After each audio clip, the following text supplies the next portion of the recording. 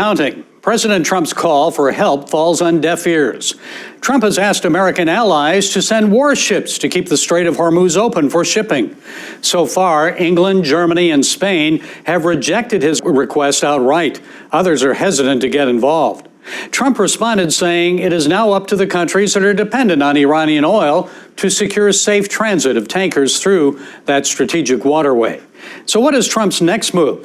Should the United States send boots on the ground to occupy Iran's oil-rich Karg Island? Doran Kemple is former deputy commander of the IDF's most elite Special Forces unit. He's an American citizen and the founder and CEO of Bond, a rapidly growing AI-powered security company.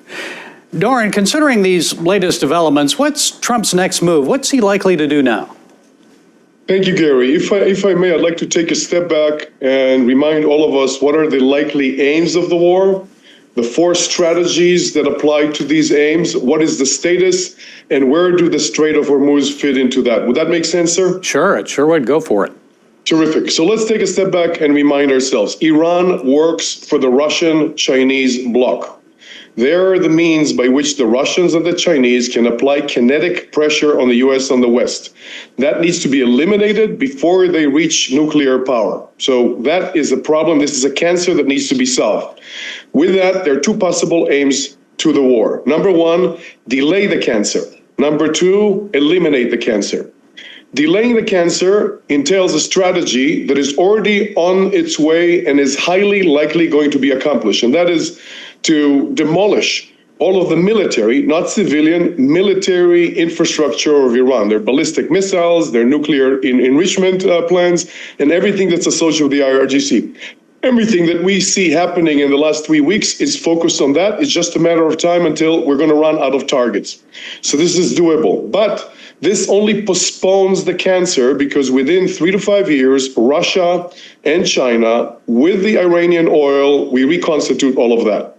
That, Gary, leads us to aim number two, which is basically turn Iran from a proxy that works for the Russians and Chinese to a proxy or a democracy that teams with the West. That has three strategies associated with it. Number one, that we've been talking about, is a revolution.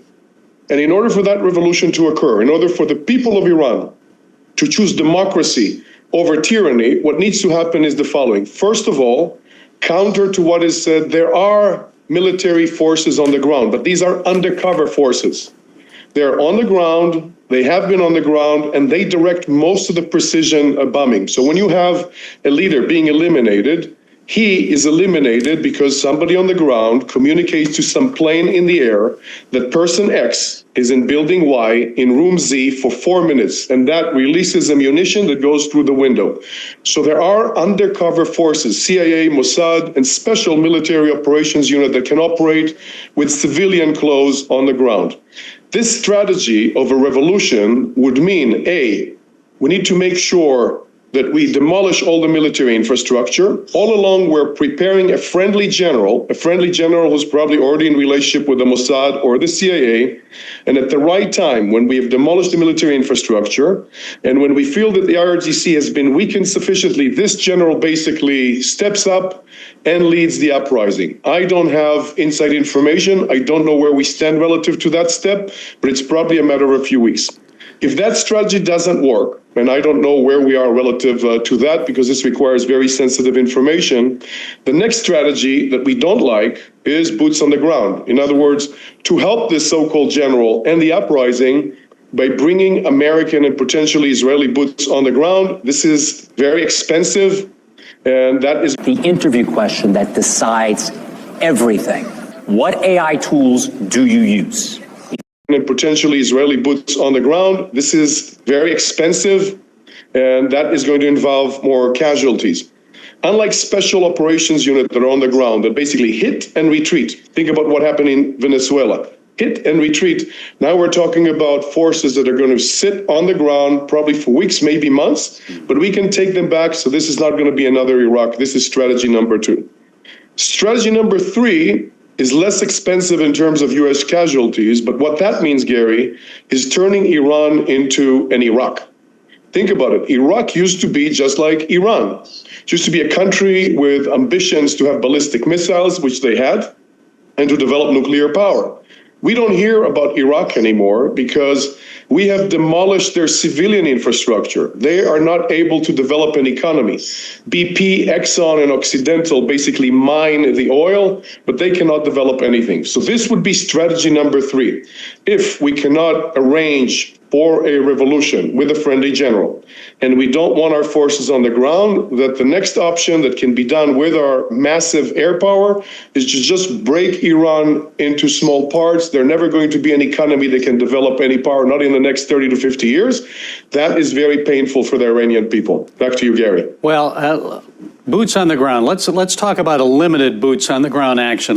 How about Karg Island? 90% of Iran's oil flows through there. The United States has taken out Iran's military defense capability there. Should Trump order U.S. troops to occupy and control that island, how difficult would that be? I think that that's tactical. Strategically, what we need to do is eliminate the tier 2, tier 3 leaders, break the IRGC, allow for the friendly general to rise up. We need to protect the oil infrastructure because we need the oil. So everything that we're doing in Karg Island, I think, is secondary to the fact that we need to eliminate the IRGC, allow for the friendly general to arise, and open the Straits of Hormuz, because that basically limits the time that we have to operate on the ground, sir. Well, President Trump said that he thinks newly appointed Supreme Leader Mojtaba Khamenei is either dead or seriously injured. So what do you think? How likely are we to discover the truth about his status? What I would do is I would say that he's dead. Let him prove otherwise. And as soon as he proves otherwise, we prove otherwise, if you follow my thinking. So right now, everything is very fragile in Iran. So I would say that he's dead and let him prove otherwise. As soon as he exposes himself, we fulfill the prophecy. Well, before the bombing began, Iran negotiators boasted of having 450 kilos of enriched uranium at the 60% level. How likely is it that special forces could locate and then extract that uranium? Is it impossible to find and remove, or is that doable? It's not impossible. It requires intel that we probably have. But once we know where it is, we need to plan a mission that is probably very complicated. It involves the type of skill set that Delta Force, SEALs, maybe Marines, basically protecting the perimeter, would apply. And then we need to land significant forces, protect the area, allow our special forces to go into that particular area through fire and get the uranium.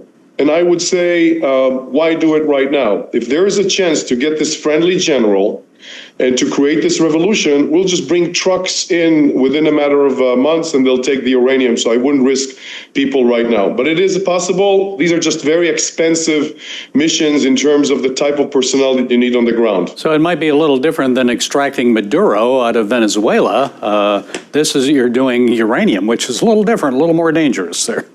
Absolutely. Yeah. And remember that Maduro probably was handed to the forces that arrived there by assets that the CIA handled. Okay. So it's a different reality than what we're seeing in Iran. Well, the Iranian Crown Prince Reza Pahlavi says he's ready to step in to help the country transition to democracy as soon as the regime falls. And he's urged Iranians not to take to the streets until it's safe, but there are indications that some Iranians are already working to destabilize the regime. What can you tell us about that? So these are, of course, my assumptions. I don't have any inside information, but I agree with the assumption that first you need to demolish the IRGC, get to a point that the CIA and the Mossad are going to point to and say, now it is safe for this leader. There needs to be a military leader that takes control with our support. We just need to determine what level of support. And after he secures Iran, only then you can have elections and bring civilian leaders, and you need to protect them. Because if they get hurt, if somebody assassinates them, then the whole house of cards is going to crumble. But all of this is doable, and the U.S. and Israel know how to do that. Well, how can the regime topple without an armed civilian population? And where are they going to get the arms? Do they have arms? How can we do this without troops on the ground? Are you a factory owner? Are you looking for the solar system for your factory use? If your factory machinery... And where are they going to get the arms? Do they have arms? How can we do this without troops on the ground? Well, there need to be troops on the ground. The question is, are these our troops, or are there a few generals, probably in the general military, that the CIA and Mossad have relationship with, and at the right point, at the right level of weakness of the IRGC, they would lead their troops, and with help of Mossad, CIA, they would lead this revolution. We just need to protect this general. So I assume that there are such generals, and they could lead their troops. Troops are typically very loyal to their leaders, but they need to find the right leader. So in my mind, to your question, it could be leaders who are there. If that does not exist, or if nobody stands up, then there are strategy number 2 and strategy number 3, which is putting our forces on the ground, which would be expensive. Well, people have Expensive talked about, in terms of casualties. people have been talking about arming the Kurds and beefing them up a little bit in the northwestern part of the country. Do you see that as an option? Trump has kind of backed away from that. I think that it's useful to get more forces involved in order to create psychological pressure on the IRGC and to create a sense that the sky is falling. But the Kurds are not built to mobilize and to conquer. They can make some moves, they could be helpful, but in order to lead to a revolution, again, you need either a friendly general or you need our forces on the ground. So, our forces, not the Kurds. Doran, do you see a fractioning of the IRGC now? How weak is it? I think it's very weak. And if you're an IRGC leader, first of all, you know that you're being hunted. So the more senior you are, you know that you're on some target list. And at some point in time, you say to yourself, should I continue fighting in order to maintain my power and status, or should I just save my family?